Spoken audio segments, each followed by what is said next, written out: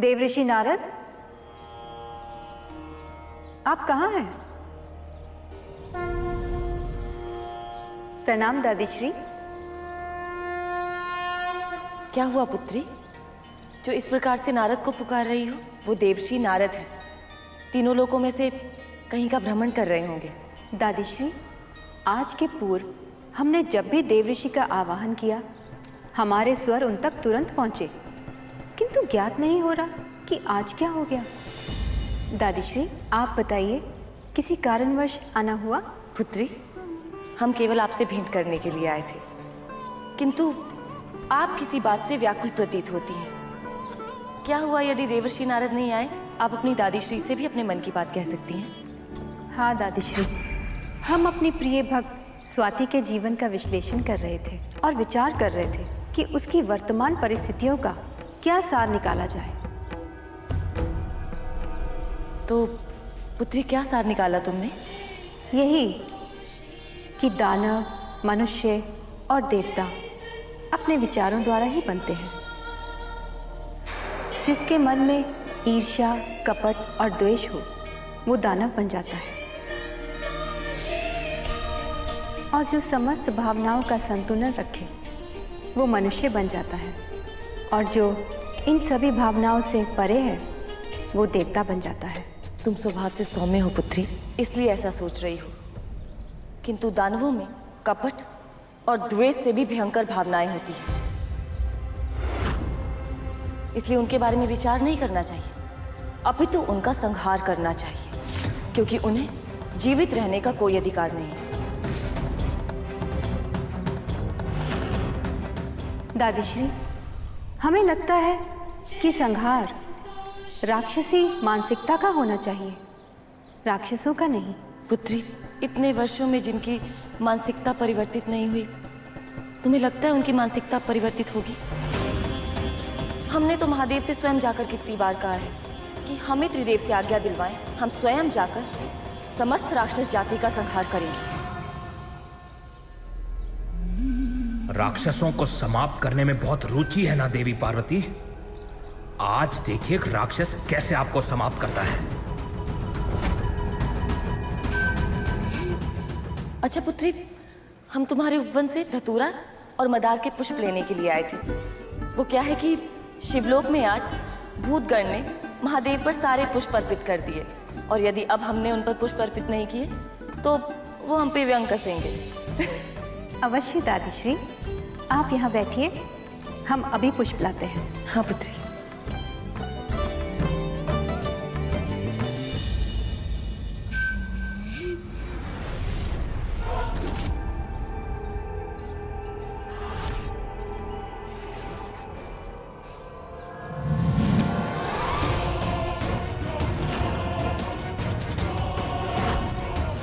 वर्षों की तपस्या के पश्चात स्वयं महादेव ने यह शस्त्र हमें भेंट में दिया है। इसमें इतनी शक्ति है कि यदि स्वयं महादेव पर इससे प्रहार किया जाए तो वो भी सैकड़ों वर्षों के लिए मूर्छित रह सकते हैं। इसे हम तुम्हें सौंप रहे हैं,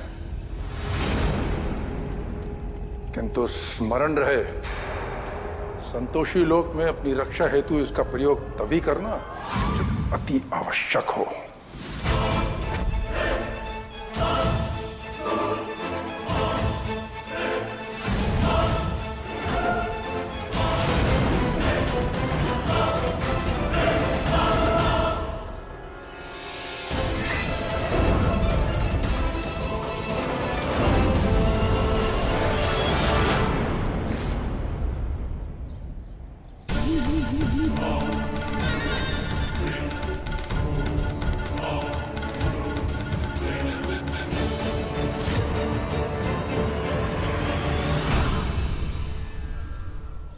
क्या हुआ दादीश्री,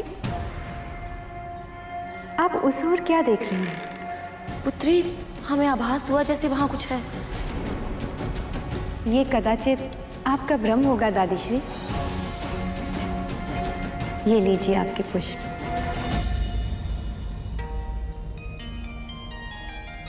बुद्धि भ्रष्ट हो गई थी तुम्हारी, जो तुम देवी पार्वती पर प्रहार करने चले थे।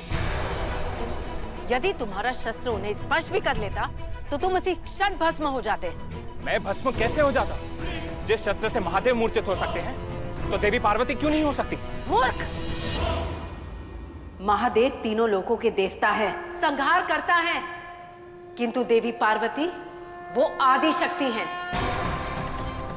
समस्त शक्तियां उन्हीं से जन्म लेती हैं और उन्हीं में समाहित हो जाती हैं। यदि समस्त शक्तियां देवी पार्वती में हैं, तो हम तो उन पर कभी विजय प्राप्त कर ही नहीं पाएंगे। कोई भी युद्ध सरल नहीं होता, किंतु विग्रह सतत रखना पड़ता है। ये अब तुम पर है कि तुम युद्ध का त्याग करना चाहते हो या प्रयास निरंतर रखना चाहते हो। किंतु देवी, युद्ध निरंतर रखने के पश्चात भी अगर हमारी विजय नहीं हुई तो?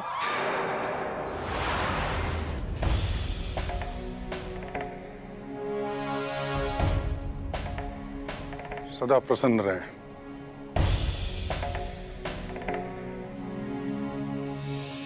लोहितासुर, कलयुग का आना ही असुरों की विजय है।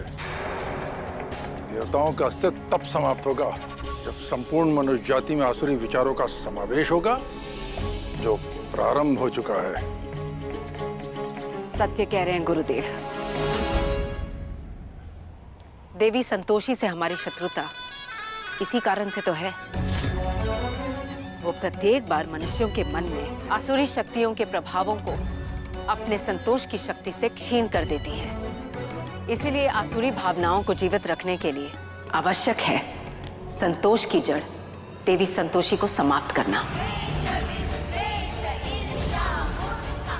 अब देवी संतोषी के लोक जाओ और जो कार्य तुम्हें सौंपा गया है उसे पूर्ण करो। जो आज्ञा देवी।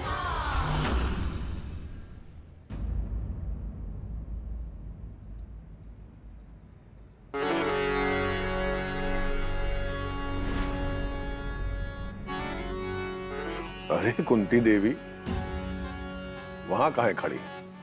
यहाँ आइए।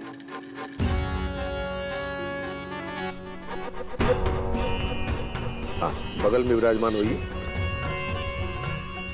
अरे बगल में विराजमान होइए। कहे कि आप ही थी ना जो अपने आप को देवी समझ रही थी।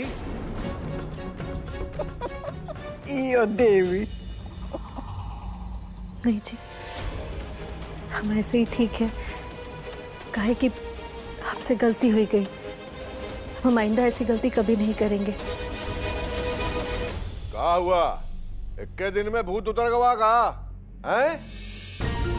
कल तो बड़ा देवी बनी फिर रही थी, और तुम्हार बेटवा शंकर भगवान का मंदिर बना के बैठा था, और बेटवा की अम्मा अपने आप को पार्वती जी समझ रही थी।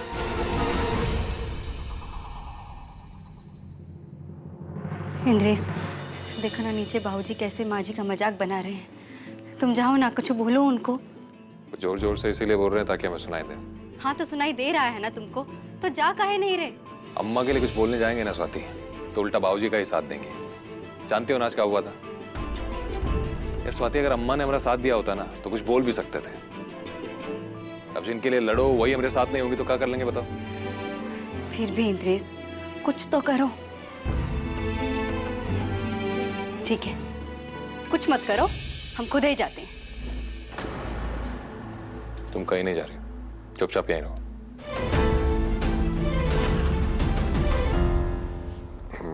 लाओ भैया।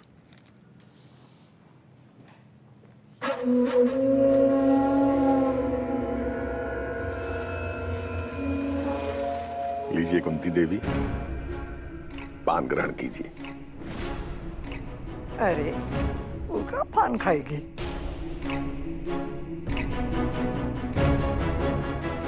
अम्मा पता है कि नहीं, कल कुंती देवी पान भी चबा रही थी, अपने आप को रानी समझ रही थी। अच्छा, कुंती देवी भूल गई क्या? भिखारियों के यहाँ पैदा होने वाले पान वान का शौक नहीं रखते, काहे कि उनकी औकात नहीं होती। अरे तुम लोग काहे मुंह लटकाए खड़े भैया? अरे हम अपने श्रीमती जी के बारे में अच्छी अच्छी बातें कर रहे हैं, तो खुश हो, प्रसन्न हो, हंसो, हैं?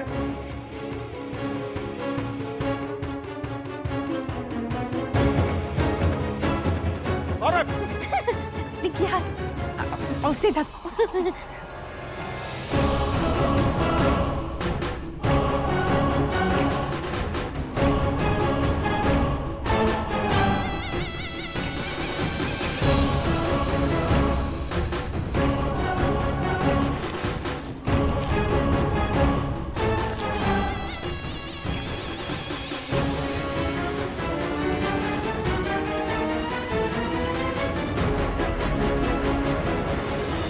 इंद्रेश जाने दो ना हमको।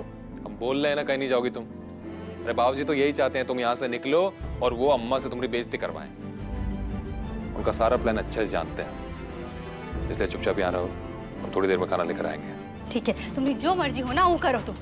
अरे यार फालतू में हम पर काहे बिगड़ रही हो? हम का किए हैं? हम नहीं बिगड़ रहे हैं, पर एक बात कह देते हैं इंद्रेश, आज हमसे खाने के लिए मत पूछना, हम खाना वाना नहीं खाएंगे। कमाल है यार। भोलेनाथ, वो स्वाति आज बिना खाना खाए सो गई, हमसे बात भी नहीं कर रही। आप तो जानते हैं हम जब भी परेशानी में होते हैं आप ही के पास आते हैं। कोई तो उपाय सुझाइए ना भोलेनाथ, हमारे कुछ समझ में नहीं आ रहा है।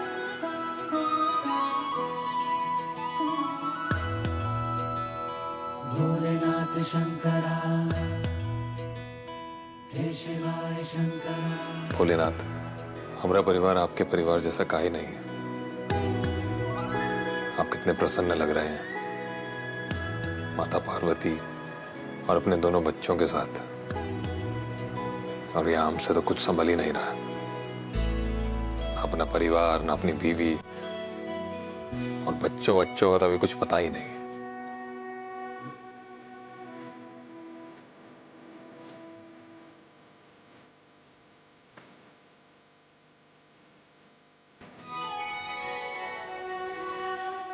हाँ भोलेनाथ, का गजब आइडिया दिए हो,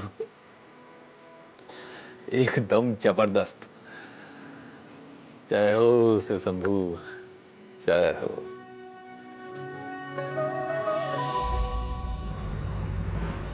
अम्मा, अरे अम्मा तुम्हें ही ढूंढ रहे थे। उस स्वाति को बहुत उल्टी हो रही है, हमें तो कुछ समझ में नहीं आ रहा है। बोल रही है कि उसका जी मचला रहा है। क्या करें समझ में नहीं आ रहा है, बताओ ना क्या करें। हम का बताएंगे? तुम ही ब्याह कर लाए हो ना, तो तुम ही करो जो करना है। हाँ तो हम लाए हैं ब्याह करके, हम मना काहे कर रहे हैं? लेकिन ये सब चीजों की जानकारी हमें थोड़ी ना होगी अम्मा, ये तो तुमको या दादी को ही पता होगी। ठीक है मत बताओ, स्वाति की अम्मा को फोन करके पूछ लेंगे।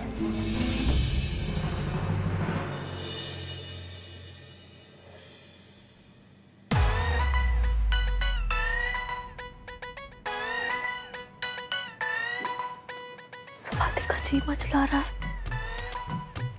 इसका मतलब वो पेट से है।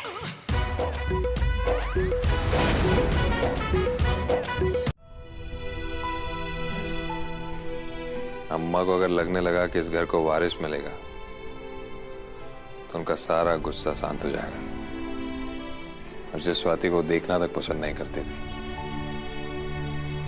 उसे पलकों पर बिठाएंगे।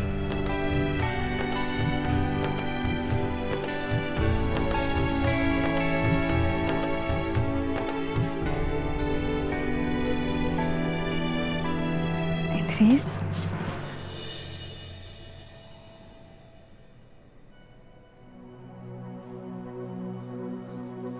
कहाँ हुआ इंद्रेश? सोए नहीं अभी तक? कुछ नहीं यार, हमारे दिमाग में कुछ चल रहा था। कहाँ? स्वाति, हम सोच रहे थे अब हमें अपना परिवार आगे बढ़ाने के बारे में सोचना चाहिए। पागल हो गए हो क्या इंद्रेश? इसमें बुरा क्या है? आज नहीं तो कल हमें बच्चे के बारे में तो सोचना ही है। हाँ, पर ये समय सही नहीं है इंद्रेश। पहले खुद तो सेट हो जाएं, उसके बाद बच्चे के बारे में सोचेंगे। घर वालों ने हमको नहीं अपनाया है तो ऐसे में बच्चे के बारे में सोचना ठीक नहीं है ना। खैर, तुम ज्यादा मत सोचो और चलो सो जाओ, वरना कल नींद नहीं खुलेगी। आओ। स्वाति ने तो साफ साफ मना कर दिया और हम वहां अम्मा से झूठ भी बोला है। कल को अगर अम्मा ने स्वाति से कुछ पूछ लिया तो क्या करेंगे? लाल बिहरिया पैसा नहीं दे रहा है 2 महीना से।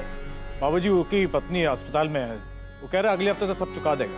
न चुकाएंगे तो वह अस्पताल जाएंगे।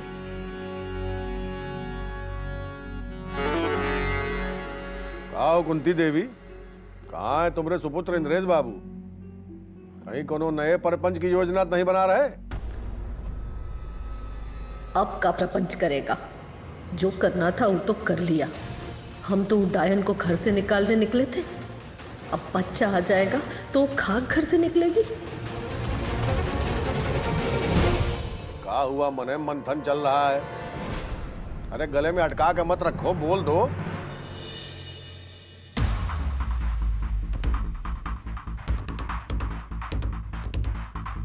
अरे वाह इंद्रेशवा, सूद के पैसों से लाया है का इतने सारे फल? नहीं दादी, खरीद कर लाया। और जो फ्रिज में रखा है वो भी तो अपने घर इनका था। अरे वो ले लेते। जानते हैं भाजी, अपना फ्रिज फल मेवे से भरा रहता है, पर स्वाति उसमें से लेगी तो हो सकता है किसी को दिक्कत हो, इसलिए अलग से लिया है। ओका कौन जरूरत है? तुमने जैसे ताकतवर लौंडे को जकड़ रखी है। प्रोटीन विटामिन जरूरत तुमका है ताकि तुम्हारी बुद्धि खुले और तुम उसका घर से भगाओ। भाजी, हमें विटामिन की जरूरत है या नहीं ये तो नहीं पता, पर हाँ स्वाति को शक्तिदायक चीजों की जरूरत बहुत है।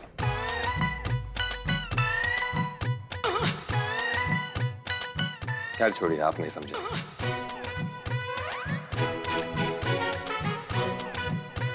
क्यों अम्मा, सही कह रहे हैं।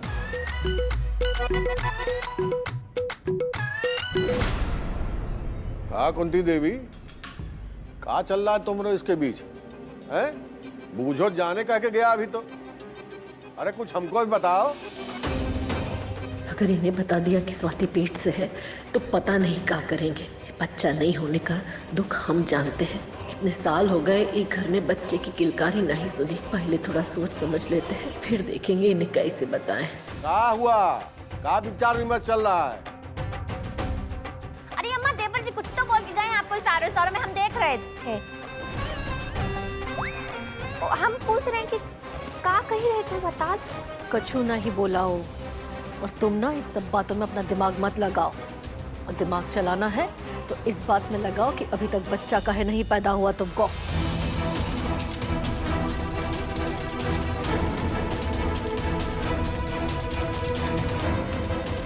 ए लवली, ये क्या फालतू की बातें लेके बैठ गया। बाबूजी, आप आइए ना हमारे साथ, वो कुछ कागजात दिखाने थे। हाँ चलो, लेकिन जरा पता करो फल लाने के लिए इंद्रेश बाबू पैसे का जुगाड़ कहाँ से हो रहा है? जी, इस समय स्वाति से मां बनने वाली बात ना करना ही ठीक रहेगा, इसलिए बस चुपचाप फल लाते रहते हैं ताकि उसको शक भी ना हो और अम्मा का भरोसा ही बना रहे। इंद्रेश, इतने सारे फल? तुमको दुकान लगानी है का? दुकान नहीं लगानी है, हमें दो। ये सब फल तुम्हारे लिए हैं। कहा है कि कल हमने कहीं पढ़ा था कि फल खाने से चेहरे पर ग्लो आता है, तो ले आए। इंद्रेश यार, तुम कमाल करते हो। यहाँ इतना टेंशन है कि 11 दिन में हम क्या करेंगे, और तुम फल ला रहे हो जैसे कि सुंदर चेहरे से सब ठीक हो जाएगा। भाई, कहा जाता है कि चेहरा जो है वो मन का आईना होता है। तो अगर आपका चेहरा चांद की तरह चमकेगा तभी तो हमरे अम्मा और बाबूजी को आपका सुंदर मन दिखाई देगा, और फिर आपकी और हमारी जिंदगी में सिर्फ चमक ही चमक होगी। चमक चमक चमक चमक। क्या बोल रहे हो तुम? मतलब कुछ भी। ऐसा लॉजिक तो हमने पहले कभी नहीं सुना। नहीं सुना ना? अब से ऐसे लॉजिक की आदत डाल लो। कहा है कि हम चलते फिरते ज्ञान के भंडार हैं, तो ऐसा ज्ञान हम आपको देते रहेंगे। अभी फिलहाल अंगूर खाओ।